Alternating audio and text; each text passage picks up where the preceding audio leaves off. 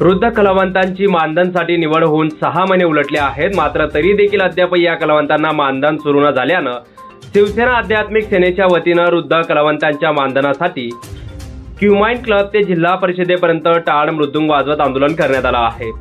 तसेच या मागणीकरिता या कलावंतांनी जिल्हा परिषदेच्या मुख्य कार्यकारी अधिकाऱ्यांच्या दालनाबाहेर ठिय्या आंदोलनही केलं आहे।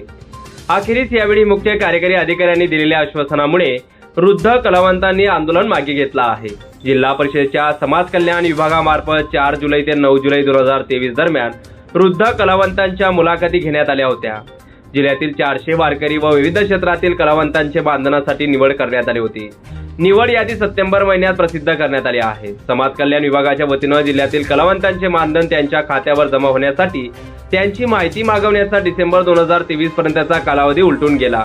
त्यामुळे 400 वारकऱ्यांचा विविध क्षेत्रातील कलावंत मानधनापासून वंचित आहे।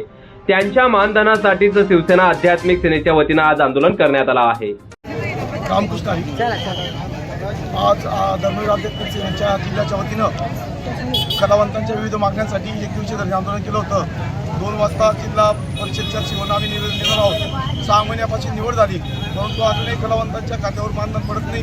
हे मानधन पडावं यासाठी आम्ही आज हे आंदोलन केलं होतं। त्याचबरोबर जिल्ह्यातल्या 300 लोकांना दरवर्षी मानधनासाठी निवड झाली पाहिजे आणि 5,000 रुपये दरमहा मानधन मिळालं पाहिजे, अशा विविध मागण्या घेऊन आम्ही या ठिकाणी या प्रसंगी शिवसेना जिल्हा प्रमुख मनोज मोरे, शिवसेना आध्यात्मिक सेनेचे जिल्हा समन्वयक अनिल जगताप, महानगर प्रमुख संजय वाले, अजय पाटील, शेखर बडगुजर यांसह वारकरी व विविध क्षेत्रातील मान्यवर मोठ्या संख्येने यावेळी उपस्थित होते।